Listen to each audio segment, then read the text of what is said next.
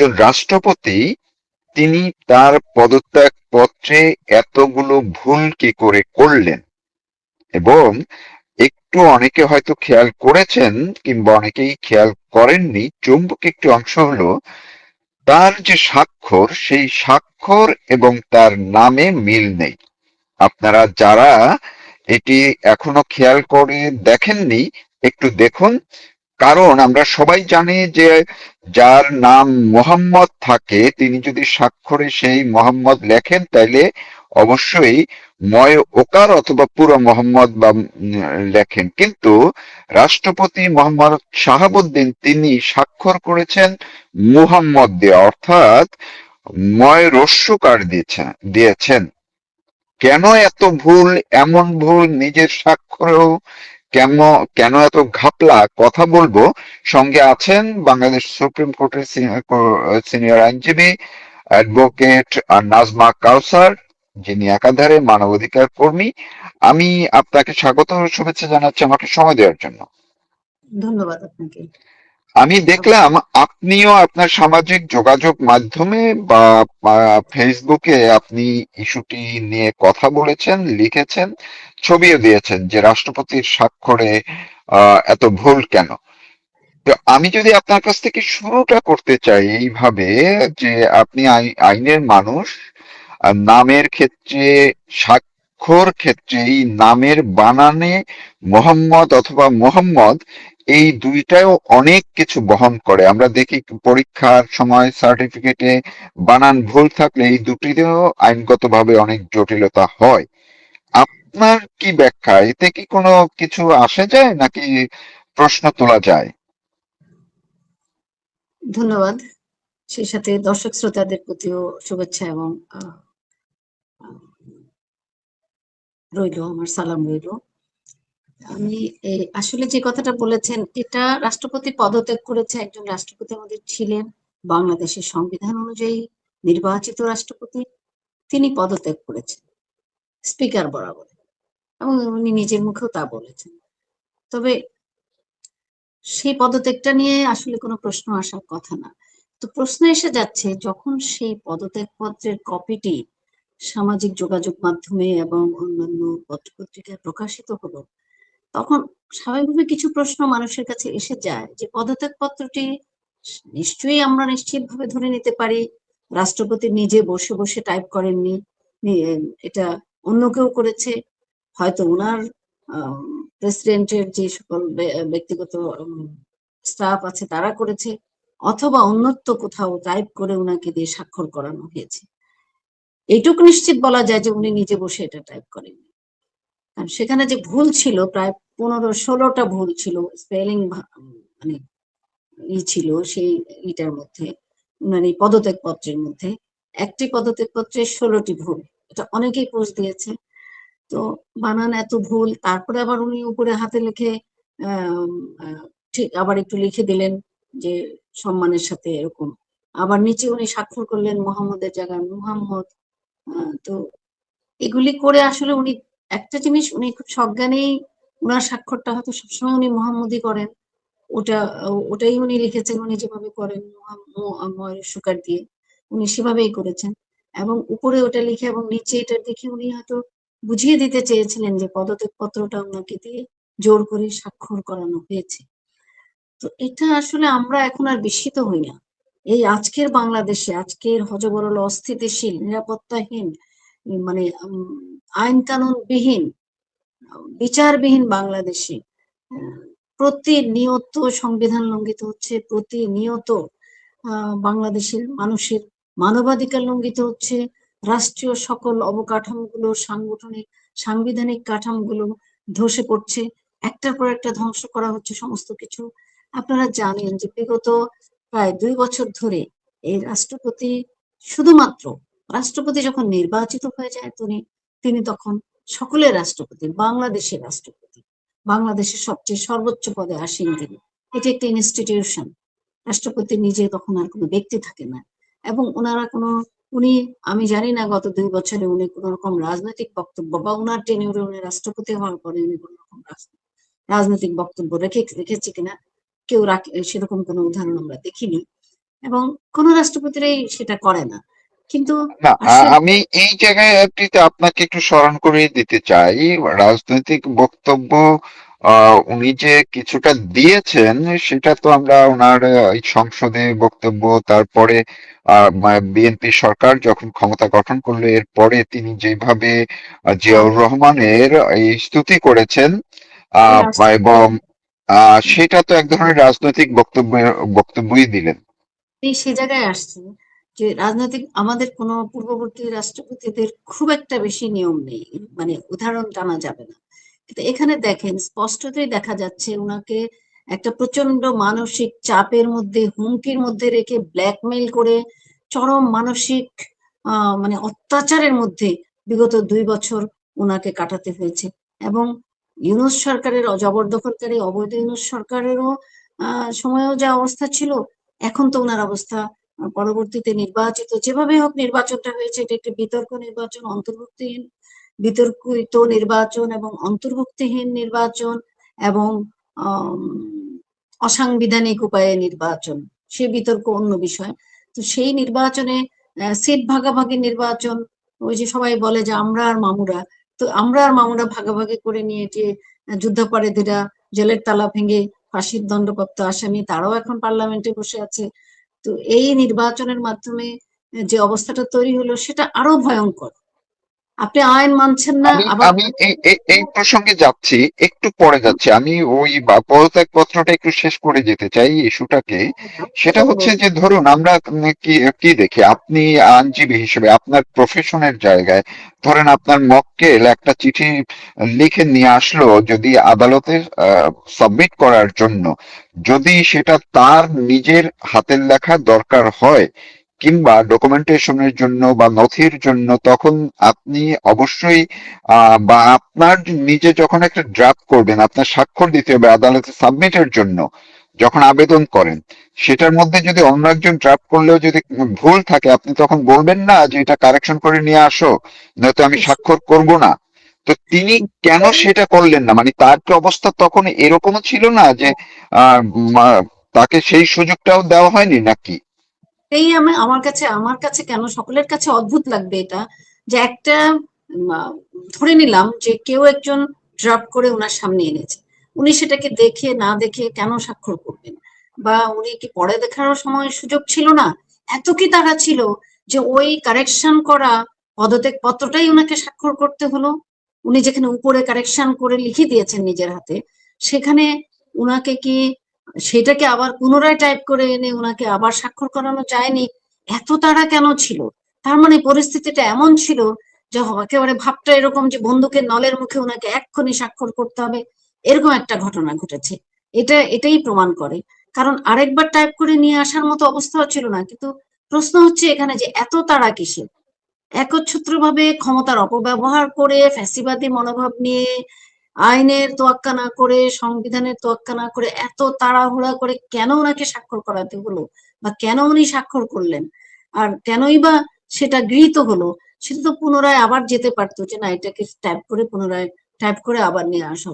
ওখানেই প্রশ্নটা আসে যে বিষয়টা নিশ্চয়ই স্বাভাবিক কিছু ছিল না, তার মানে অস্বাভাবিকতা এটার সঙ্গে কি যেদিন উনি 5ই আগস্ট যখন ভাষণ দিলেন, যে শেখ হাসিনা তার কাছে পদত্যাগপত্র দিয়ে গেছেন, তার পিছনে 3জন সেনাপ্রধান সহ দুই বা আরো মোট 3 বাহিনীর প্রধান দাঁড়ানো ছিল, তিনি অবলীলায় ভাষণে বলে ফেললেন যে আমি পদত্যাগপত্র পেয়েছি, পদত্যাগপত্র গ্রহণ করেছি। পরে তিনি আবার বললেন যে না, তার কাছে পদত্যাগপত্র নেই।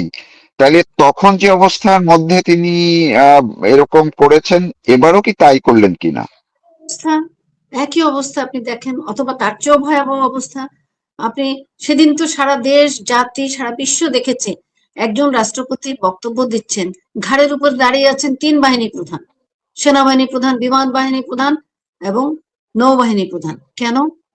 রাষ্ট্রপতি যদি জাতির উদ্দেশ্যে সাবলীল ভাবে বক্তব্য রাখবেন, সেখানে 3 বাহিনী প্রধান কেন তার পিছনে দাঁড়িয়ে, মানে উনাকে রীতিমতো বন্দুকের নলের ভিতরে কামান বন্দুক ধরে উনাকে দিয়ে বক্তব্য দেওয়ালেন এবং উনি বললেন যে আমি প্রধানমন্ত্রীর পদত্যাগ পত্র পেয়েছি। পরবর্তীতে বিশিষ্ট সাংবাদিক মতিউর রহমান সাহেবের সাথে সাক্ষাৎকারে উনি বলেছেন আমি কখনো সেই পদত্যাগ পত্র দেখি নাই এবং পদত্যাগ পত্র আমার কাছে নাই। এবং এইটার জন্য বহুবার গত 2 বছর ধরে চ্যালেঞ্জ করা হয়েছে, আদালতে পর্যন্ত যাওয়া হয়েছে, কিন্তু সেই পদত্যাগ পত্র আর কেউ দেখাতে পারেনি। ঠিক একইভাবে এই ঘটনাটিও ঘটেছে। কারণ আপনি দেখেন, বিএনপির ইতিহাস হচ্ছে ক্ষমতা অপব্যবহার করে বন্দুকের নলে ক্ষমতা দখল করা। 1977 সালের 21শে এপ্রিল জেনারেল জিয়াউর রহমান একইভাবে তৎকালীন রাষ্ট্রপতি আবু সাদাত মোহাম্মদ সায়েমকে বন্দুকের নলে উনাকে পদত্যাগ করতে বাধ্য করেছে, এবং উনি ওনার লেখায় লিখে গেছেন কিভাবে জিয়াউর রহমান সেখানে গিয়ে অস্ত্র উঁচিয়ে রীতিমতো ওনার বেডের উপরে পা উঠিয়ে দিয়ে ওনাকে দিয়ে পদত্যাগ পত্র স্বাক্ষর করিয়েছে। আরেকটি ঘটনা ঘটেছে 2002-এ। আপনি দেখুন, তাদেরই বিএনপিরই মানে প্রথম প্রতিষ্ঠাতা সদস্য সচিব ছিলেন যিনি, ডক্টর বদরুদ্দোজা চৌধুরী, উনি যখন রাষ্ট্রপতি হলেন, যখন তাদের কথা মতো চলছিলেন না, ওনাদের দলীয় ব্যাপার কেন জিয়াউর রহমানের মাজার জিয়ারত করতে গেল না, কবর জিয়ারত করতে গেল না, সেই কারণে ওনার উপরে ক্ষুব্ধ হলেন। ওনারা ক্ষুব্ধ হয়ে দেশের রাষ্ট্রপতিকে নজিরবিহীন ভাবে ওনাকে পদত্যাগে বাধ্য করলেন, এবং ওনাকে মফ করে দৌড়িয়ে রেল লাইন দিয়ে দৌড়িয়ে ওনার কাপড় চোপড় খুলে ওনাকে দৌড়ে পালাতে বাধ্য করেছে। আরেকবার দেখেন সেই ধারাবাহিকতা, সেই জিয়াউর রহমানের পুত্র, সেই খালেদা জিয়ার পুত্র, মানে বাপকা বেটা সিপাহী কা ঘোড়া। তো বাপকা বেটা একই উদাহরণ তৈরি করেছে। এতদিন তো ছিলই প্রেসিডেন্ট, তো তাকে ওনাকে সম্মানের সাথে এতদিন আপনারা, নির্বাচন হয়েছে ফেব্রুয়ারিতে, উনি তো বলেছে যখন সরকার যাবে আমি সরে যাব, আপনারা তখন বলতেন ভদ্রভাবে সময় দিন, উনি চলে যাক। তার মধ্যে এইরকম হযবরল অবস্থা করে এক্ষুনি ছুটির দিনে, শুক্রবারে ছুটির দিনে কেন উনাকে পদত্যাগ করতে হবে সেদিনই? কেন অন্যদিন নয়? কেন অফিসিয়াল ডেটে নয়? কেন এত তড়িঘড়ি? এটা কি বলার অপেক্ষা রাখে যে নিজেদের ক্ষমতাকে নিরঙ্কুশ করার জন্য সেই একইভাবে সংবিধান এবং আইনকে পদদলিত করে কোন যা ইচ্ছা তাই অ্যাবসলিউট মেজরিটি পেয়েছি বলে আমি বাংলাদেশকে কিনে নিয়েছি? তো এই ইতিহাস তো বিএনপির পুরনো ইতিহাস। বারবার আইনকে পদদলিত করা, সংবিধানকে লঙ্ঘন করা। এবং আপনি দেখেন, প্রেসিডেন্ট যখন শপথ নিতেও সবাই শপথ নিতে ওনার কাছে যায়নি, আবার যখন শপথ নিলেন তারপর থেকে প্রধানমন্ত্রী, মানে এখনকার বর্তমান প্রধানমন্ত্রী তারেক রহমান বিদেশ সফরে গিয়েছেন। যাওয়ার আগেও রাষ্ট্রপতির সাথে দেখা করেননি, যাওয়ার পরেও দেখা করেননি। এইসব উদাহরণগুলো তো বাংলাদেশের জন্য কখনোই কোনোভাবে গ্রহণযোগ্য নয়, এবং ভালো নজিরও স্থাপন করছে না। তো আপনি কি আশা করবেন তাদের কাছে? আপনি যে, যেখানে অবশ্যই আমরা নিশ্চিত যে একটা প্রচন্ড রকমের আইনের মানে অস্ত্রের মুখে, চাপের মুখে, অথবা যে কোনো হুমকির মুখে উনি বাধ্য হয়েছেন পদত্যাগ করতে। পদত্যাগপত্রের মধ্যেও কিন্তু 5ই আগস্টের যে প্রসঙ্গটা তিনি তুলেছেন, এটি সবাই বলছেন যে এটি অপ্রাসঙ্গিক ছিল, কারণ পদত্যাগপত্রে এই প্রেক্ষাপট তুলে ধরার কোনো দরকারও ছিল না, এবং সেই প্রসঙ্গটাও আসেওনি। কিন্তু উনি একটি শব্দ আবার ব্যবহার করেছেন। উনি কিন্তু সেখানে বলেননি যে প্রধানমন্ত্রী পদত্যাগ করেছেন, সেটি বলেননি। উনি বলেছেন সরকারের পতন ঘটেছে। তো এই যে পদত্যাগের বিষয়টি কি, মানে শেখ হাসিনার পদত্যাগের বিষয়টি কি উনি যেই ড্রাফট করেছেন তারা কি সচেতন ভাবে করেছেন, নাকি এটার মধ্যে কোনো আবার কিন্তু আছে, আর একটা ডকুমেন্ট তৈরি করার জন্য কোনো কিছু রাখলো কিনা এইভাবে? না, পদত্যাগটা যে বা যারাই এই ড্রাফটটা করেছে তারা ইচ্ছা করে পতন ঘটেছে। কারণ পদত্যাগ পত্র যদি চ্যালেঞ্জ করা হয়, এবং পরবর্তীতে যদি এটাও আরেকবার আদালতে, আজ হোক কাল হোক, 10 বছর পরে হোক, 5 বছর পরে হোক, এগুলি তো বাংলাদেশের উচ্চ আদালতে আসবেই। যে তাহলে প্রধানমন্ত্রীর পদত্যাগ পত্রটা কোথায়? তো সে কারণে তারা খুব সচেতন ভাবেই পদত্যাগ পদত্যাগ শব্দটাকে এড়িয়ে গিয়ে পতন হয়েছে কথাটা লিখেছে। তো ভালোই হয়েছে। বরং পতন হয়েছে, আহ তাহলে প্রধানমন্ত্রী যদি, বাংলাদেশের সংবিধান অনুযায়ী প্রধানমন্ত্রী যদি পদত্যাগ না করে থাকেন, স্বহস্তে লিখিত পদত্যাগ পত্র বাংলাদেশের সংবিধান অনুযায়ী রাষ্ট্রপতির কাছে হস্তান্তর করতে হবে প্রধানমন্ত্রীকে, এবং রাষ্ট্রপতিকে অনুরোধ জানাতে হবে সংসদ ভেঙে দেওয়ার জন্য। এ দুটোর কোনোটাই মাননীয় প্রধানমন্ত্রী জননেত্রী শেখ হাসিনা করেননি।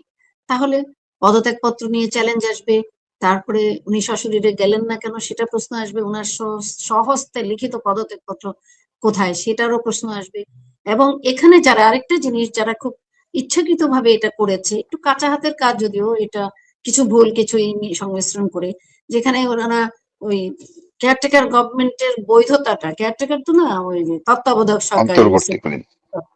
সেটাকে বৈধতা দেওয়ার জন্য, যে ওটা বৈধ ছিল, কারণ আমরা আইনজীবীরা, আমাদের অনেক সিনিয়র আইনজীবীরা যেটা বলে বেড়াচ্ছে, চ্যালেঞ্জ করছে, বলছেন প্রত্যেকটা বিভিন্ন সোশ্যাল মিডিয়ায়, বিভিন্ন টেলিভিশন টক শোতে যারা বলছেন, প্রত্যেকেই বলছেন যে, এবং 106-এর অনুচ্ছেদ অনুযায়ী রাষ্ট্রপতি যে সুপ্রিম কোর্টের কাছে যে রেফারেন্স চেয়েছিলেন, যে এই পরিস্থিতিতে, দেশের এই পরিস্থিতিতে কি একটি অন্তর্বর্তীকালীন সরকার, ইন্টারিম গভর্নমেন্ট গঠন করা যায় কিনা, সরকার গঠন করা যায় কিনা, সেটার জন্য তো সেখানে বলা হয়েছে যে হ্যাঁ, ফুল বেঞ্চ প্রধান বিচারপতির নেতৃত্বে তারা মতামত দিয়েছে।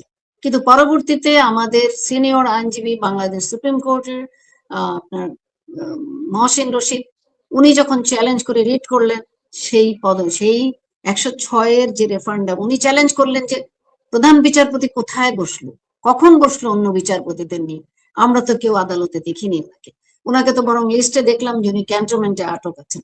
তাহলে কখন, কিভাবে, ভার্চুয়ালি হলো না রিয়েল হলো, রিয়েল আদালত হলো, সেই ডকুমেন্টস গুলো আমরা দেখতে চাই, কোন কোন বিচারপতিরা সেটাতে স্বাক্ষর করেছে। কিন্তু তখন সুপ্রিম কোর্ট খুব কায়দা করে, ইউনুসের সময়ে খুব কায়দা করে ওই প্রসঙ্গটি এড়িয়ে গিয়ে বললো যে এটা বৈধ। এখন প্রশ্ন হচ্ছে, যদি 106 অনুচ্ছেদ অনুযায়ী ওই সুপ্রিম কোর্টের বিচারপতিদের রেফারেন্ডাম, মানে রেফারেন্স অনুযায়ী যদি আপনার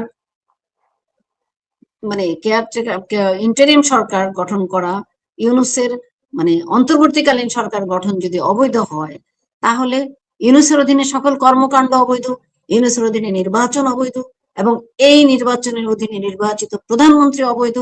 এই প্রশ্নটা যখন আসছে, সেটাকে এড়ানোর জন্য খুব টেকনিক্যালি এই রাষ্ট্রপতিকে দিয়ে এই প্রশ্নটাও এই পদত্যাগ পত্রে ইরিলিভেন্ট ভাবে, যেটা কোনো অপ্রাসঙ্গিক, যেটা কোনোভাবেই এইটার সাথে প্রাসঙ্গিক নয় পদত্যাগ পত্রের সাথে, সেটা এখানে ঢুকিয়ে দেওয়া হয়েছে কায়দা করে। কিন্তু আপনি নিশ্চিত থাকেন, এই বাংলাদেশের উচ্চ আদালতে, সুপ্রিম কোর্টে আজ হোক কাল হোক, একদিন না একদিন এই বিষয়গুলো, এই 106 অনুচ্ছেদ, প্রধানমন্ত্রীর পদত্যাগপত্র, অথবা রাষ্ট্রপতির এই যে জবরদস্তি, সেটা হয়তো গায়ের জোরে ওনারা করে নিলেন, সবকিছু কিন্তু চ্যালেঞ্জ হবে। কারণ আপনি বাংলাদেশের সংবিধান স্থগিত করেননি, সংবিধান স্থগিত করে জরুরি অবস্থা ঘোষণা করেননি, কিংবা দেশের সামরিক আইনও চলছে না, স্বাভাবিক নিয়মে সংবিধান অনুযায়ী চলছে। আপনারা সংবিধানকে লঙ্ঘন করছেন প্রতি পদে পদে। সুতরাং যারা সংবিধানকে লঙ্ঘন করে অবৈধভাবে ক্ষমতা দখল করেছে, এসব অপকীর্তিগুলি করেছে, তাদের বিচার বাংলাদেশের আদালতেই হবে, হতেই হবে ইনশাল্লাহ। এইটাই নিয়ম, যদি দেশটাকে আপনি স্থিতিশীল একটি বাংলাদেশ হিসেবে গড়ে তুলতে চান, বাংলাদেশে যদি আইন শৃঙ্খলা রক্ষা করতে চান, আইনের শাসন কায়েম করতে চান, মানুষের অধিকার, মৌলিক মানবিক অধিকার রক্ষা করতে চান, সাংবিধানিক অধিকার রক্ষা করতে চান, তাহলে এগুলি প্রশ্ন একদিন না একদিন দাঁড়াবে। কিন্তু আজকে গায়ের জোরে করে যাচ্ছেন, যেমনি ভাবে করে গেছেন জিয়াউর রহমান ক্ষমতার, উনাকে কে নির্বাচিত করেছে রাষ্ট্রপতি হিসেবে? উনি তো বন্দুকের জোরে 77 সালের 21শে এপ্রিল ওয়ান ফাইন মর্নিং অথবা ওয়ান ইভিনিং উনি গিয়ে রাষ্ট্রপতি সাদাতকে পদত্যাগ করিয়ে উনি ক্ষমতা দখল করেছেন। একই ধারাবাহিকতায় এরশাদও তাই করেছে। তো এরশাদও সেটাই আপনার একইভাবে তাদেরকে পদত্যাগ করে, প্রেসিডেন্টকে পদত্যাগ করে পদত্যাগে বাধ্য করে উনি ক্ষমতা দখল করেছেন। তো সেটাই আজকে খায়রুল হক সাহেবের বিচারপতি, প্রধান বিচারপতি খায়রুল হক সাহেবের হাতে হাত করা কেন? কেন উনি পরপর বিভিন্ন হত্যা মামলার আসামি? এইসব কারণে। কারণ ওই পঞ্চম সংশোধনীর রায়ে উনি বলেছিলেন যে পঞ্চম সংশোধনী অবৈধ, এবং এইভাবে ক্ষমতা দখল করা অবৈধ, এবং এটাকে সংসদে আইন করে বন্ধ করা হোক। সংসদে আইন করে পার্লামেন্টে সংবিধানে এটা সংযুক্ত করা হয়েছে যে এর পরবর্তীতে কেউ অবৈধভাবে ক্ষমতা দখল করলে তার দেশদ্রোহী হিসাবে তার সাজা মৃত্যুদণ্ড। ওটা জেনেই আজকে আর এখন আর সামরিক শাসকরা ক্ষমতা দখল করেনি, সামরিক বাহিনীর আড়ালে পিছন থেকে মদতে অথবা সাহায্যে কিছু অংশের সহযোগিতায় একটা অভ্যুত্থান খেলা হয়েছে, যেটা সম্পূর্ণভাবে একটা চক্রান্ত ছিল, মানুষের সাথে একটা প্রতারণা ছিল, মিথ্যা অপপ্রচার, এবং এর মাধ্যমে সেটা আজকে প্রমাণিত হয়েছে।